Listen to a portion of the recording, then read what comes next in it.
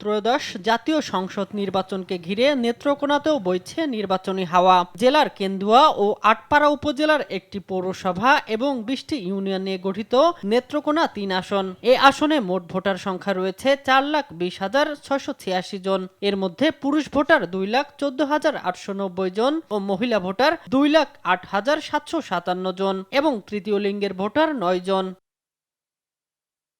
প্রার্থী, কর্মী আর সমর্থকদের দৌড়ঝাঁপে মুখর পুরো এলাকা। ইতোমধ্যে বিএনপি, জামায়াতে ইসলামী ও জাতীয় নাগরিক পার্টি সহ বিভিন্ন রাজনৈতিক দল তাদের প্রার্থী ঘোষণা করেছে।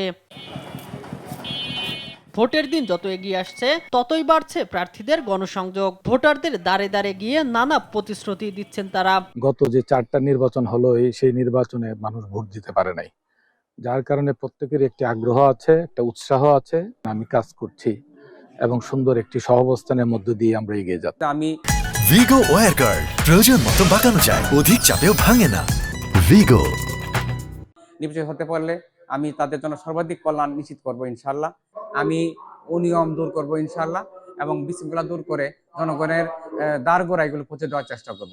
পাশাপাশি আমি নারী, শিশু, প্রবীণদের কল্যাণে আমি নতুন নতুন প্রকল্প নেওয়ার চেষ্টা করব। আমি যদি এমপি নির্বাচিত হই, আমার কাজ হবে এই আটপাড়া এবং কেন্দুয়া উপজেলার শিক্ষা সম্প্রসারণ, অবকাঠামো উন্নয়ন এবং যে সমস্ত শিক্ষিত ছেলে আনএমপ্লয়েড আছে ওদের জন্য কর্মসংস্থান। এদিকে ভোটাররা বলছেন তারা চান একটি সুষ্ঠু, নিরপেক্ষ ও শান্তিপূর্ণ নির্বাচন। ভোট কেন্দ্রে নিরাপদ পরিবেশ নিশ্চিত হলে তারা ন্যায়পরায়ণ, পরিশ্রমী ও জনবান্ধব প্রার্থীকে ভোট দিতে প্রস্তুত।